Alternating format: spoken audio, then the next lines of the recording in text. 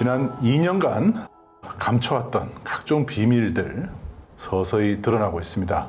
지난 대선 기간 동안에 어떤 일이 있었는지, 특히 통일교 관련된 아주 중요한 사실이 오늘 보도됩니다. 대선 개입, 어느 정도까지 통일교가 개입했는지도 오늘 확인할 수 있습니다. 사실 이제 대선 직전에 김건희 씨가 이제 그 대선을 한 며칠 앞두고 통일교 한학자 총재를 직접 하늘 궁전으로 가서 만나서 지지를 부탁을 했고, 한학자가 이 얘기를 듣고 나서 롯데 호텔에 통일교계 지도자들 뭐 100여 명을 모으고 거기에서 사실상 윤석열을 이제 그 지지하도록 하는 이제 교지를 이제 내려보냈다. 이런 내용의 제보였어요. 일단 해명은 그 각 지역별로 또 각 일부 윤석열을 지지하는 그런 문자를 보내기는 사실은 있지만, 그거는 각 지역에 있는 목사들이 자체적으로 한 거고, 통일교 이 본당 차원에서 조직적으로 누구를 지지하라 하고 한 사실은 없다. 이제 이렇게 해명이 됐었죠. 네.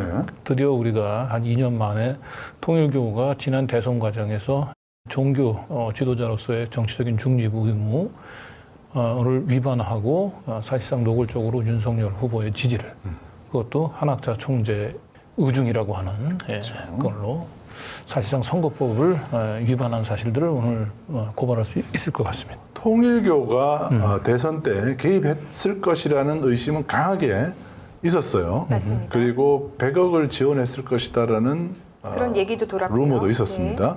자, 그래서 저희가 계속 이거 안테나를 켜고 관계되는 사람들도 만나고 실제로 통일교 관계자들이 더 탐사를 찾아오게 됐어요. 네, 맞습니다. 그리고 실제로 이제 통일교는 이제 워낙 그 이제 일본 정치권하고 가깝고 일본 극우하고 가깝기 때문에 결국 룬이 그 대일 그 저자세 굴욕 외교가 결국은 대선 과정에서 뭔가 통일교로부터 돈이나 조직 도움을 받았기 때문이 아니겠냐, 이런 자연스러운 우리가 이제 추측을 해볼 수 있었던 거고요. 통일교의 핵심 인력, 한학자 총재 거의 오른팔 같았던 사람, 네, 그 사람이 윤여호 본부장이었는데 어떤 자리에 가서 이제 얘기를 했었죠. 네. 윤석열 대통령을 만났다. 그러니까 이게 이제 2022년 그렇죠. 3월 22일 대선 이후입니다. 3월 22일 발표를 했습니다. 한 시간 넘게 했습니다. 많은 얘기가 있었어요. 그리고 동의한 내용이 있었기 때문에 제가 들어가는 거예요. 그리고 그 주에 만나니까 저도 시간 내내 그리고 한번더 써있고, 그리고 이 알아가야 될 방향을 얘기했습니다. 그리고 암적 동의를 구하고 있습니다. 그래서 이번에 들어가서 이거를 만들어내야 되는 것이죠. 네, 그리고 1시간 이상 독대를 했다. 그리고 자기가 얘기하는 거에 굉장히 동의를 했다. 동의를 이제, 뭐 이런 얘기들을 했고. 대통령실 이전에 가면서 네. 거길 또 통일교의 2인자인 윤영호 씨가 이제 대통령을 자기가 만나고 오면서 결국 대통령실이 어머니의 품으로, 한학자 총재를 얘기하는 거겠죠. 그래서 어머니는 어머니의 품으로 왔다, 이런 얘기를, 그만큼 이제 통일교가 윤석열 정권하고의 가까운 유착의 정도를 이제 보여주는 발언이라고 생각이 됩니다. 첫 번째, 어머니께서는 이제 2027년까지 신통이라는 안착의 기반을 만드는 것이 아니라 신통이라는 것을 안착된, 이 안착이라는 용어는 영어에는 없습니다. 정착과는 다른 완전히 안착된 그 승리의 완성을 2027까지 해야 되고, 이거 다 아시다시피 이번 용산에 새로운 대통령 집무실로 이름을 내가 바꿔야 되겠다. 그래서 그 말씀을 먼저 주셨습니다. 그래서 신통이라고 안착에 중요한 승리적 전진 기지가 돼야 된다는 말씀과 함께 천원무 천승교회라는 이름을 주셨습니다. 이 대통령실을 용산으로 이전하는 거에 대해서 이게 천공이 사실상 뭐 그 개입을 한 게 아니냐, 뭐 이런 얘기들이 많이 들어왔는데, 사실 통일교 이쪽 종교 쪽의 밝은 분은 아니다, 이거 통일교에 한번 주목해봐라라는 얘기가 좀 있었어요. 그런데 실제로 보니까 통일교의 2인자 되는 사람이 이 어머니의 품속으로 안긴 것으로 그 대통령실 이전을 지금 표현을 하고 2027년까지 신통일 한국을 이룩하겠다. 네.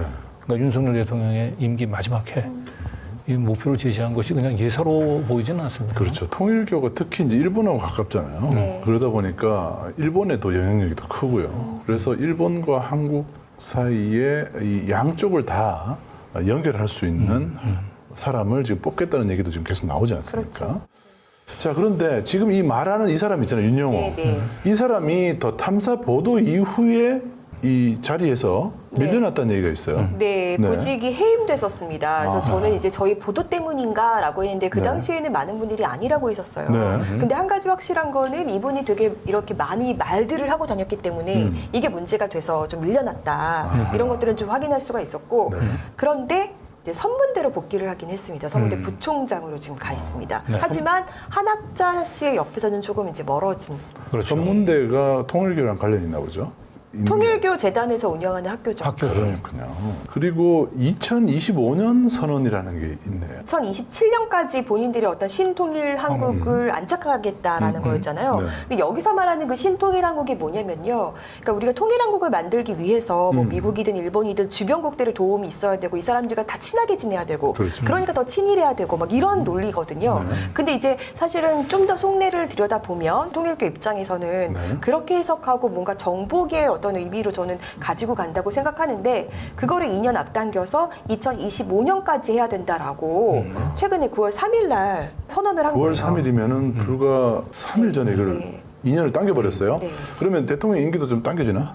그러니까 이게 저는 갑자기 그 생각이 드는데. 네. 좀좀 통일교 입장에서도 좀 뭔가 급해진 게 아닌가라는 생각이 그렇죠. 지금 2027년 그 레임덕이 오는 시점에 가면 네. 이 정권이 제대로 역할을 못할 거라는 힘이 다 빠져버릴 거라고 생각하는 네. 거예요. 정치적인 의미도 있는 것 같아요. 그런데 문제는 한 가지 우려스러운 건 이제 신통일 한국이라고 얘기하는 것이 뭐 남북 화해를 통해서 이제 한반도 뭐 평화 뭐 이런 쪽으로 신통일 한국으로 가려고 하는 것이 아니고 말하자면 이제 그 한미일 그 군사 안보 동맹의 그 강화를 통해서 힘을 통해서 뭔가 이 북한을 좀 제압하려고 하는 이제 그런 이 구도를 가지고 이분들은 좀 추진하고 있는 것.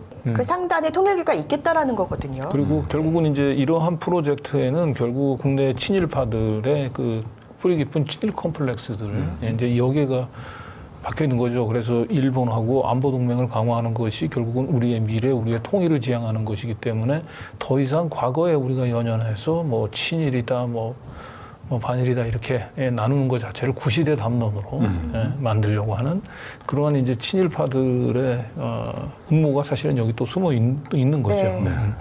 지난번에 더 탐사 보도 이후에 통일교의 그 언론 담당 네. 본부장이라는 사람이 실제로 만나자고 찾아왔죠. 좀 네. 오랫동안 얘기를 나눌 수 있었고 여러 가지 질문들을 했는데 본인들은 친일이 아니라고 하면서 한학자 총재가 기시다한테도 굉장히 호통을 쳤다 이런 얘기를 하는 겁니다. 그래서 저희가 귀가 솔깃해서 솔깃했어요. 그러면 우리도 그 육성을 음성 파일을 좀 달라라고 했는데 지금 대통령이 해줬으면 하는 얘기를 한학자 총재가 일본 총리 상대로 호통을 치고 있다고 하니까 일본 전범 기업들 반성하고 말이야. 뭐 이런 얘기를 했다고 해서 네. 야 우리가 알고 있던 거 진짜 다른 면모네. 우리가 제대로 보도를 하겠다는데 보도는 원치 않는다. 근데 보도는 이미 원치 여러분들 않는다. 보도는 나갔다 또 이렇게 얘기를 하더라고요. 그렇군요. 그거 한번 들어볼까요? 들어보시죠. 네네. 일본의 과거사 문제나 이런 것도 좀 뭐라고 얘기하나요? 최근에 얘기해가지고 또 저기 일본이 좀 승리 내고 있어요. 일본은 전범 국가로서 세계 앞에 사과해야 돼. 그래가지고 지금 일본에서 난리 났어요. 난 어디서 하셨어요? 저희도 그거 들어볼 수 있어요? 한국에서 일본 사람으로 초청해가지고 뭐라고까지 얘기했냐 그러면은 그 자리에서 일본 기시다 수장을 데려다가 교육을 똑바로 시켜라. 하는 얘기까지 했어요. 일본의 그 방송국에서 세 군데에서 거의 나왔어요. 일본 언론에서는 보도가 많이 됐다. 일본에서도 보도가 됐고 찾아보니까 정말 보도가 됐더라고요. 한국에서도 좀 그 종교 신문 쪽에서 보도가 좀 됐던데 통일교 한학자 일본은 전범 국가 배상해야 돼 기시다 와서 교육받으라 해 정말 그 말을 한 거예요. 통일교도 그동안 너무 이제 그 친윤으로 이제 이미지가 이제 고착화돼 있으니까 거리두기를 하려고 하나 그런 생각까지 그렇죠, 사실은 그렇죠. 했죠. 이럴 때 후쿠시마 오염수 방류 안 된다고 한학자 총재가 얘기 좀 한번 해달라 그랬더니 그렇죠. 그런 거를 근데 더 탐사에서 얘기하면 더 탐사가 곤란해지시지 않겠어요? 막 이러기도 하고 우린 괜찮다고. 우리를 걱정하죠, 갑자기. 네. 기사를 보니까요. 2023년 6월 28일 청평에서 한 발언이었는데요. 오늘날의 일본 정치인들은 통일교를 어떻게 하나 가정연합을 핍박하고 있잖아. 더군다나 독생녀를 알아보지 못하는 죄를 용서함이 없느니라 했는데 그 길로 나아가고 있는 일본의 정치는 어떻게 될까? 멸망합니다. 망할 수밖에 없겠지? 네. 그래, 너희들의 운동은 나라를 살리는 길이야. 정치인들, 기시다 와서 교육 받으라고 해. 알겠나? 아베 정권과 달리 지금 기시다 정권에서 통일교를 약간 좀 거리두기를 하고 좀 핍박을 하고 있다고 생각을 하는 거죠. 보니까 그 아베 총리가 사망한 이후에 일본에서 들어오는 헌금이 줄었고, 그리고 이제 그 일본 내에서 아무래도 그 통일교가 굉장히 이제 그룹형이잖아요. 그 신천지보다 훨씬 통일교가 뭔가 기반을 확고하게 잡을 수 있는 거는 돈이거든요. 네. 신천지는 세력이라면 네. 그 통일교는 돈인데 네. 헌금을 굉장히 많이 여러 가지 방법으로 걷어들이서 이것 때문에 이제 사회적인 문제로 돼가지고 일본에서는 정말 여러 가지 문제가 발생했고 네. 그래서 아베 총리도 암살을 당한 거 아니겠습니까? 그렇죠. 그러니까 이제 그런 부분들에 대해서 이제 기시다나 뭐 일본 내에서 좀 움직임들이나 조심하려는 분위기나 이런 게 있었겠죠. 그러니까 이제 자기 말 안 들으니까 호통 친 겁니다. 네, 일본이 정말 전범 기업이다 이러면서 호통 친 게 제가 볼 때는 그거보다는 네, 이거에 대해서 혁명 총재 일가라고 볼 수 있는 이런 이 분들의 분석도 좀 있었는데요. 네. 이제 이건 좀 AI성으로 좀 그럴까요? 녹취를 했거든요. 이걸 네. 좀 들어보시죠. 네. 뭐죠? 일본 정부도 이제 고민이 있는 거예요.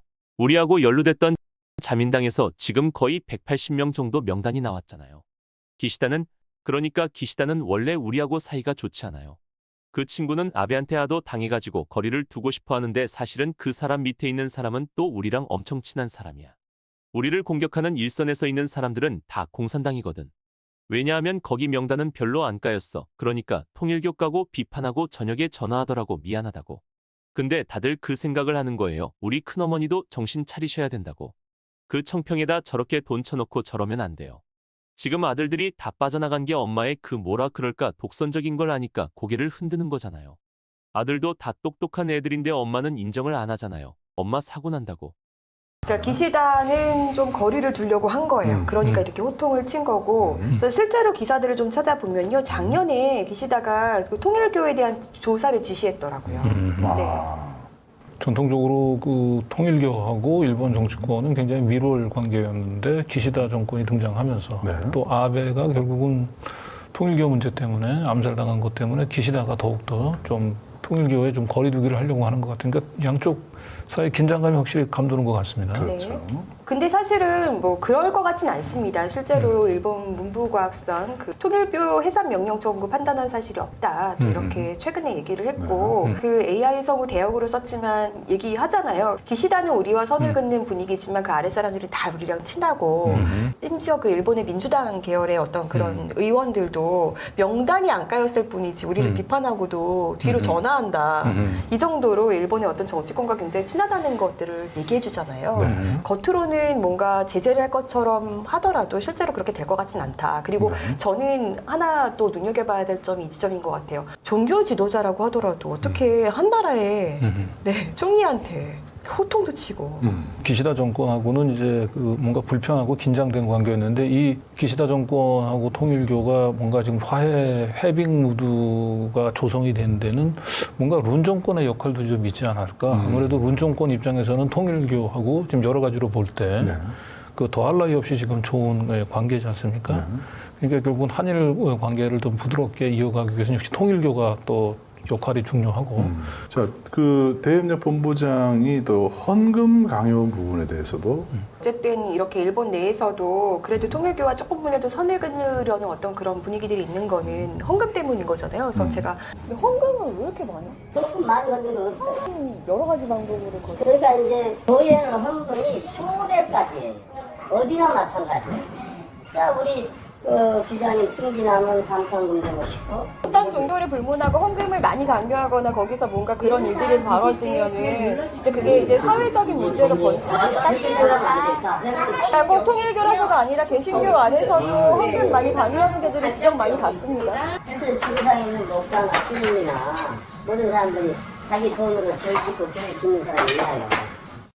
어쨌든 네. 통일교를 움직이는 그 돈, 그게 교인들의 이제 헌금이라는 게 굉장히 이제 중요한 네. 부분인 거죠. 그러니까 영감상법이라고 했잖아요. 이게 뭐냐면요. 통일교 같은 경우는 이게 물건에다가 굉장히 그 의미를 막 둬요. 그래서 이거를 사서 두지 않으면 뭔가 그 구원을 못 받을 것처럼 이렇게 거기에 뭔가 신령한 뭐가 있는 것처럼 이렇게 해서 물건을 막 팔거든요. 그러니까 막 코로나 기간 때도 못 모였잖아요. 그러니까 막 그 뭔가를 물건의 의미를 막 부여해가지고 사게 하고 막 이런 것들을 계속 했단 말이에요. 지난번에도 그 얘기를 네. 했습니다만은 일본에서 사람들이 지금 이제 정치 쪽도 그렇지만 통일교를 좀 부담스러워하는 이유가 그쵸. 이 과도한 헌금 때문 아니겠습니까? 맞습니다. 근데 지금 도박 이슈가 또 터졌어요. 그 문성명의 어떤 회고록 같은 무슨 뭐 말씀 선집 이런 게 있거든요. 여기서도 보면은 그 라스베가스에 그 한학자가 갔었고 뭐 거기서 도박처럼 하고 뭐 이런 얘기들을 되게 자랑처럼 적어 놓기도 했었거든요. 그러니까 헌금을 이렇게 많이 받아들여서 네. 이걸 가지고 네. 미국 가서 도박을 일삼는다는 것은 일본에서는 굉장히 그 문제가 됐었나 보죠. 그렇죠. 네. 네. 말이 안 되죠. 한학자 종교 지도자가 도대체 그 돈으로 도박을 일삼는다는 것은 정말 상상 밖입니다. 또 하나 보시면은 이 트럼프 연설 2차례 하고 25억 원 받았다. 근데 저희가 이것도 물어봤었어요. 정치인들이나 이런 사람 연단에 많이 세우잖아요. 그럴 때 돈 얼마씩 주냐 이런 거 물어봤었거든요. 반기문 사무총장하고는 뭐 하시는 거예요? 강기문 사무총장은 그냥 NGO로서 활동하는 것이고 특별한 인연은 없는 건 아니에요. 거기도 계속 지원도 해주시고. 이게 올 때 행사할 때 지원하는 거지 뭐 지금 지원하거나 원래 이제 행사 뭐 이렇게 강의할 때 지금 프로프처럼 이렇게 그렇죠. 강의로 이렇게 많이 강의 책정이 되게 많이 돼 있긴 하네요. 근데 미국의 강의도 책정은 이미 딱 정해져 있는 것이고 우리 남쪽의 강의로는 뭐 조금 정해져 있는 건 아니지만 그래도 외국어는 한번 해야 되겠죠. 정치인들도 어쨌든 나와가지고 발언하고 이러면은 좀 이렇게 뭐 정치인들은 강의도 안 줍니다. 트럼프한테도 강의료를 어마어마하게 줬던데. 아, 그런데 일본에서 미국에서는 그건 정해진 개런티예요. 야, 정해져 있는 게 25억이에요. 그러니까 2차례. 네, 지금 네. 통일교에서 이제 매년 한 차례 뭐 그 글로벌 서밋을 해가지고 이제 그 세계 유명한 인사들을 불러 모으죠. 네. 그래서 직접 연설도 하고 화상으로 연설도 하게 하는데 정말 트럼프를 비롯해가지고 정말 꽤 유명한 사람들이 많이 동원이 많이 되는데 동원되죠. 그게 통일교의 힘인 줄 알았는데 보니까 돈의 힘이었네요. 그러네요. 돈의 힘. 아무튼 통일교에서 돈을 그렇게 뿌리는 것은 정치적인 목적을 깔고 있다고밖에 볼 수가 없어요. 네. 그죠? 미국 그 정치 후원금을 내고 있다고밖에 볼 수가 없죠. 사실 또 계속 의심이 가는 거죠. 한국 정치인들에게는 정말 안 줄까? 네. 정치인들에게는 안 준다 했는데 다른 방식으로 주겠죠. 은밀하게. 이번에도 100억 그 대선 자금 얘기가 지원서 이 얘기가 통일교 내부에서 계속해서 있었고 네. 코드에 맞는 대통령 선출하기 위해서 100억 정도는 뭐 충분히 뭐 큰 돈은 아닐 것 같아요. 네. 자, 일본 정부하고 통일교하고 관계가 이제 밀접하잖아요. 네. 그런데 한국 정부는 또 어떤 관계인가요? 최근에 민주평통 부위원장에 통일교 인사가 이촉이 됐습니다. 지금 이제 통일교가 룬 정권에서 추진하고 있는 게 이제 신통일 한국이잖아요. 네. 2027년, 2025년. 네. 그런 차원에서 보면 이렇게 통일교 인사가 민주평통의 부위원장으로 부위원장. 위촉이 된 것은 또 단순히 예사롭게 보이지 그렇죠. 않습니다. 예사롭지 보지 않습니다. 네. 9월 5일 날 보도된 거네요. 그렇게 보면 최근에 이 통일부 총리를 사실은 사실상의 뭐 반공 우익 인사로 반북 인사로 통일부 장관을 임명한 것도 다 뭐 무관치는 않아 보이는 것 같아요. 오늘 방송에서 가장 중요한 부분입니다. 지난 대선 과정에서 윤석열 지지하라는 문자, 지지 문자가 신도들에게 내려갔다라는 제보가 있었죠. 그래서 그 당시에 이제 보도 때 나왔던 메시지를 좀 볼게요, 먼저. 이게 통일교 신도가 교구로부터 받은 문자 메시지잖아요. 사람이 먼저다라고 생각하는 사람을 대통령 뽑았더니 도대체 하늘을 두려워하지 않습니다. 라고 하면서 대놓고 2번 윤석열을 지목한 천심을 따르는 민심이 됩시다.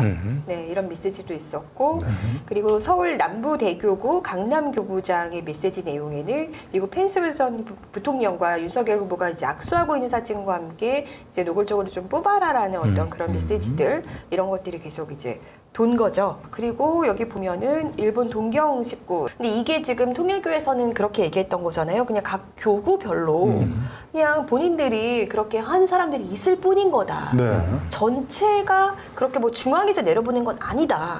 이렇게 지금 강력하게 계속 그렇게 주장을 하고 있었던 거잖아요. 네. 이거는 이제 오늘 처음 공개되는 네. 거죠. 통일교의 이제 이인자 윤용호 네. 사실상 이제 한학자 총재의 이제 의중을 전달을 하는 내용의 문자죠. 그렇죠. 총재님의 교시나 다름이 없는 그렇죠. 네. 총재님 의중을 발표하셨답니다. 이렇게 구체적으로 썼네요. 3월 2일이면 이제 선 일주일 전. 그리고 저때 이제 김건희 씨가 이제 그 하늘궁전에 가서 한학자 총재를 만났다 이런 얘기도 돌기도 그렇죠. 했었어요. 네. 이름은 거론하진 않았어요. 네. 한학자 근데 총재 보면- 의중이라고 하면서. 보면 누군지 알 수 있어요. 네. 한일 관계를 개선시킬 인물, 한미 동맹을 지켜낼 인물. 거기에 또 우크라이나 사태 딱 비유하면서. 박으면은 뭐 네. 그대로 누군지 알죠? 문의가 말이죠. 3번은 더 명확해요. 종교 탄압 신천지 공격 사건이라고. 오히려 윤석열 검찰총장은 신천지 압수수색을 반대했죠. 네. 근데 1, 2, 3번만 보면 누군지 그냥 알 수 있어요. 주목을 받으면서 윤석열이 대통령이 됐다면 그 통일교의 뜻대로 지금 한일 관계 사실 개선이라고 하지만武력 외교를 계속 하고 있잖아요. 그 뜻대로 계속 지금 하고 있는 걸 보면은 왜 이렇게 하는지가 연결이 되지 않습니까? 그렇죠. 네. 이 밑에 두 개도 굉장히 중요하네요. 총재님은 아이들 교과서에서 자유를 삭제한 당의 후보를 지원하지 않을 것입니다. 두 번째가 굉장히 중요해요. 총재님은 탈북한 우리 국민을 우리들 몰래 판문점으로 김정은에게 넘겨준 당의 후보를 지원하지 않을 것입니다. 그 사건을 얘기하는 건가요? 그 끔찍한 선상에서 이제 그 살인 사건을 이제 저질렀다고 이제 판단이 된.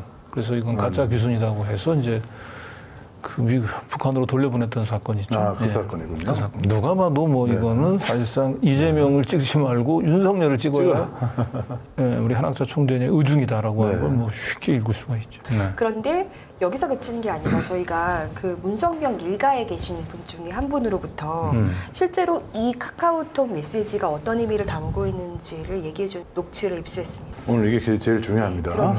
간단한 알림 같은 거는 그 지역의 목사들한테 그 카카오톡으로 다 지시를 해요. 거기에서 직접 그 시스템이 돼 있어. 뭐 카톡으로 이렇게 때리고서 그 이제 현장에 있는 그 사람한테 그게 가는 거지. 거기 나름대로 조심한 거야. 그 윤석열이나 이런 거 이름 피한다고 그런 식으로 쓴 거야. 지금 문제될 것 같으니까. 증거를 안 남기려고. 그러니까 거기 나오잖아. 누가 봐도 윤석열이잖아. 그때는 뭐 하면 자기네들끼리 다 해서 그걸 가지고 이제 귀찮아하는 목회자들은 교구장들은 이제 일반 식구들한테도 그대로 보내주니까 그러니까 이렇게 번져나가는 거지. 목사들은 이제 노골적으로 이제 윤석열 찍어라 얘기를 하는데 전라도나 이쪽은 조심한다고 말을 안 해. 거기는 계속 위에서 찍으라고 그래도 거기 민주당 찍어. 옛날서부터 우리 때문에 뭐 당선됐다고 떠들고 다니고 그랬었잖아. 거기 없나 그런 거? 야, 통일교가 대선에 개입했다라는 것을 정확하게 보여주네요. 이분은 이제 그 문선명 그 교주하고 아주 가까운 분이죠. 네, 친척입니다. 그러니까 저런 식으로 표를 모은 거예요. 그러니까 조심은 했는데 네. 사실은 다 이게 새 나오는 거죠. 새 나오는 겁니다. 지금 이게 1년 이상 묵혀놨던 비밀이에요. 이런 것들이 지금 터져나오고 있습니다. 네, 저한테는 이제 이런 문자를 발송한 사실 자체는 인정을 했지만 이러한 문자는 이 통일교 이 본당 차원에서 보낸 게 아니고 각 지역별 교구장들이 이제 자기 알아서 판단해서 보낸 것이다 이렇게 해명을 했었죠. 네. 그런데 오늘 보니까 그게 아니고 통일교 2인자인 윤영호 본부장이 전국에 있는 각 간부들 목사들한테 보내는 거군요. 너무 티나게 이제 그 하면은 자기가 곤란해질 사람들은 그 문자를 적당히 각색을 하면서 노골적으로 지지하는 게 아니고 그냥 적당히 이러면 누굴 지지하는지 알게끔 이렇게 마사지를 하는데 일부 게으른 목사들은 그냥 위에서 지시받은 대로 그냥 그대로 문자를 하단한다는 뭐 그런 내용이죠. 지난 대선 과정에서 0.72% 표차죠. 예.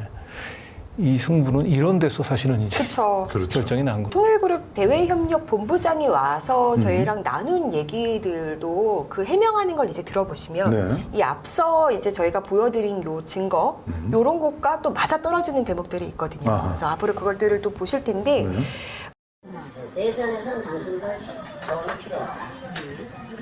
초부상은 각자 지역에서 알아서 할 일이니 왜 그렇게 생각하는지 알아? 그래서 글쎄 내가 그때 그랬어요. 그때 그 당시에는 당락이 100만 표가 넘었어. 항상. 그런데 자기들이 가정연합의 신고수를 경찰서를 통해서 국정원을 통해서 이렇게 조사해봤다는 거예요. 거기에 절대 미치지 못해. 100만 표 당락에 영향을 줄 정도는. 괜히 당신들 몇십만 표 얻자고 해가지고 실패 부리다가 기독교가 다 날아가다. 그래서 못한다고 했어요. 그러나 국회의원은 뭐 20, 30표로 떨어지고 그러니까 그건 그 지역에서 알아서 하시는 것이다. 그것이 내가 가지고 있는 당신에 대한 관이다 그랬어요. 그렇기 때문에 한국에 있는 정치권이 무리한 거예요. 어차피 100만 표 정도는 당락을 지을 수 있어야 되는데 통일교 숫자를 어림없기 때문에 대선에 도움 안 되고 오히려 괜히 통일교랑 유착됐다가 개신교표만 날아가고 그런다라는 얘기잖아요. 저런 반응을 보였던 곳이 이제 민주당이라는 거예요. 그렇죠. 그런데 이번 대선은 어땠습니까? 0.7%입니다. 네, 깻잎 한 장이라 그랬잖아요. 거의 붙어 있었죠. 그러니까요. 그러니까 민주당 쪽에서는 이번에도 그랬을 거예요. 통일교하고 너무 가까이 가서 우리를 도와달라고 이런 얘기를 하느니 통일교 괜히 표 10만 표 정도 얻으려고 하다가 개신교표 뺏긴다. 이렇게 해서 아마 똑같은 반응을 보였을 것 같아요. 저분이 지금 얘기했던 대로. 그런데 국민의힘에서는 물불 가리지 않고 다 모은 거예요. 요거 이제 이재명 후보는 거부했다 그러네요. 통일교가 노골적으로 대선에 개입한 거 아니냐. 네. 왜 이재명 쪽은 그러면 저런 그 펜스를 저렇게 저런 만남을 자리를 주선하지 않았을까. 이제 그렇게 해서 제가 이제 가볍게 물어본 거죠. 네. 그 매년 이제 특히 이제 선거를 앞두고 그 세계 포럼 이렇게 개최했잖아요. 펜스 부통령이 통일교 그 행사에 가서 저기 참석하고 난 뒤에 그리고 난 뒤에 윤석열 후보를 만나러 갔어요. 그건 아시죠? 정치 중립을 지킨다면은 이재명 후보도 만났어야 되는 거예요. 그런데 그게 통일교에서 주최한 행사에 참석했던 마이크 펜스 같은 굉장히 중요한 인사가 그대로 나는 뒤에 알았는데 이재명 측에서 거부했어. 다음 번 만나는 것은 저거는 좀 팩트 체크가 필요할 것 같아요. 그러네요. 예, 이재명, 네, 제가 볼 때는 이재명 측에서 글쎄요, 만남을 거부할 리가요. 펜스 부통령이. 글쎄요, 뭐 거부를 했을 수도 있고 통일교에서 안 불렀을 수도 있고 네. 그런 것 같습니다. 네. 여기 이제 대외협력본부장이 네. 그 설교에 대해서도 이게 어떤 설교인지도 좀 설명을 그러니까 해주세요. 대선 전에 그 노골적으로 좀 이제 윤석열을 지지해야 된다는 그 취지의 설교를 또 가평에서 본인들은 정치 개입 안 했다라고 계속 얘기하니까 예시를 계속 들면서 저희가 질문을 계속 한 겁니다. 네, 그랬더니 마지막 주 주일 예배 때 그때 설교하시던 분이 뭐라고 얘기했어요? 알고 있어요. 차기 지도자는 일본과의 관계를 잘 풀 그러니까 그 사람이 전국총 책임자가 아니잖아요. 그 지역에 있는 사람이지. 이거는 저기 그때 하늘궁전에서 이렇게 전체 신도들한테 교도들한테 그 중계가 되는 아니요. 또 한 것인데 그것은 그 지역에 있는 사람들, 가평 지역에 있는 사람들이지. 그리고 예배를 어떻게 벌써 전국망을 통해서 할 수 있나요? 그럼 그 지역에 있는 사람. 제가 아까 말씀드렸잖아요.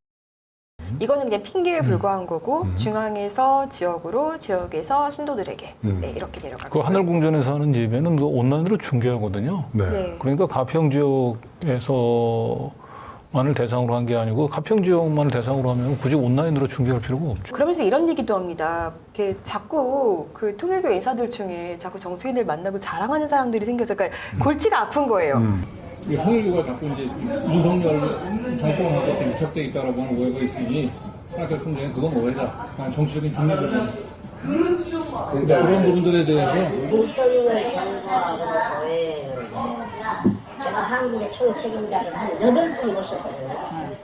한국 회장입니다. 한 8분 모셨어요. 근데 가끔은 이제 선거 때가 되거나 선거 때가 아닐 때도 좀 지자랑 비슷하게 얘기를 해요. 한국 이렇게 이명박 대통령이 어쩌고 해서 점잖은 사람들은 안 해요. 점잖은 사람들은 안 하는데 근데 근데 이제 우리 윤부당은 했어요, 그것이. 그러니까 우리는 이제 이렇게 볼 때 좀 가차치 않았거든요. 국회에 만났다고 국회의원 누구나 만날 수 있는 것이고 아무나 만날 수 있는 것이 국회의원입니다. 그걸로 한번 만났다고 뭐 그런 거 하나 공개좀 주의는 안 줬어요? 주의요? 저기 한쪽 얘기를 할게요.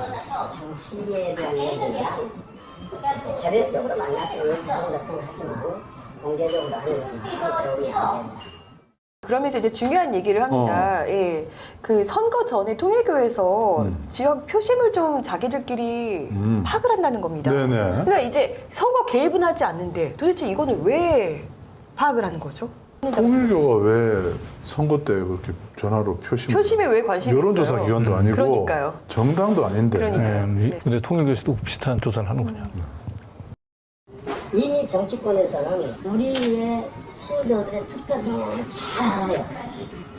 전라도는 야당, 경상도는 여당 표가 더 많다. 충청도는 충청도대로, 서울은 지들 멋대로 이렇게 이런 표 분석이 다 나와 있어. 그런데 그 한총재를 만나는 대감을 갖고 오겠느냐? 자, 예를 들어서 통일교 내에서 그런 표 분석을 하신 거예요? 하죠, 항상. 아니, 이제 우리가 선거 때가 되면 경상도에다 이렇게 전화해봐요. 뭐 어떻게 내가, 여기는 뭐 묻지 마. 지역별 표심 분석은 저거는 통일교가 아니라도 온 국민이 다 하는 거 아닌가? 그러니까요. 저거는 뭐 꼭 통일교가 아니라도 또 다 전라도는 어디 찍고 이런 건 다 자기네들이 저런 상황에서도 저런 문자들을 보내면서 네. 어떤 특정 후보를 좀 찍어달라고 얘기를 한 거네요. 특히 대선 때 뭔가 좀 이상했는데 그때 대선 직전에 그죠? 통일교에서 계속 뭔가 제보가 있었어요. 왜냐하면 지금 보시면 알겠지만 근데 전국적으로 이런 문자들이 광범위하게 쫙 퍼지니까. 뿌려지면 당연히 제보가 들어오죠.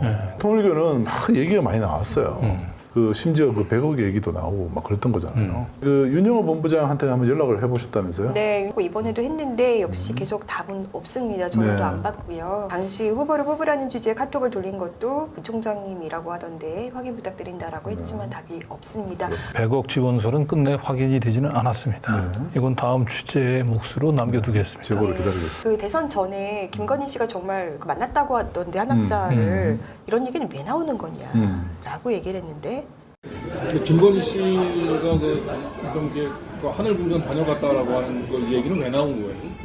그것은 제가 볼 때는 이제 우리를 좀 반대하거나 음해하거나 아니면 국민의힘을 싫어하는 사람들이 만드는 조작이죠.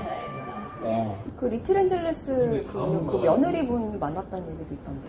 그러니까 이제 자꾸 이렇게 이제 그냥 가설적으로 이렇게 뭐 며느리를 만났다 하더라, 둘째 며느리를 만났다 하더라, 또 안다 하더라, 이렇게만 이렇게 치고 돌아다니는데 우리가 그렇게 어설프지 않아요. 어설프지 않는다, 들키지 않는다. 네, 특히 뭐 역시 김건희 씨가 하늘궁전을 대선 직전에 찾아갔는지 여부도 물론 이제 이 대외협력본부장 이분은 공식적으로 부인을 했지만은 이 말을 그대로 믿을 수는 없습니다. 저는 계속 좀 취재를 해야 될 것 같습니다. 오늘 그 새롭게 알게 된 것은 이제 통일교가 지난 대선 때 굉장히 조직적으로 움직였을 것으로 보이는 문자, 그리고 그 문자를 뒷받침하는 절대 열리지 말아야 할 판도라의 상자들이 지금 계속 열리고 있는 거예요. 그 이상하리만치그로 도저히 이해가 가지 않는 지금 현재의 대일 저자세 굴욕 외교, 네. 후쿠시마 오염수 방류를 비롯해가지고요. 우리 정부는 하나도 얻을 게 없이 일방적으로 일본에 퍼주기만 하는, 이제는 나라와 국토까지 지금 일본 정부에 지금 팔아먹고 있다는 비난을 들을 정도로 엉망진창이 된 이 대일 외교에 대한 미스테리도 어떻게 보면 통일교의 지난 대선의 역할을 규명하는 과정에서 뭔가 실마리가 잡힐 수 있지 않을까, 그런 생각도 한번 해봐요. 네, 윤석열 대통령을 둘러싼 판도라의 상자들이 하나씩 열리고 있다. 그리고 지금 이제 이게 시작인 것 같아요. 네. 점점 윤 대통령이 지난 대선 때 무엇을 했는지를 국민들이 이제는 알아야 될 때다라는 것을 더 탐사를 통해서 시민들이 정말 외치고 있는 것 같습니다.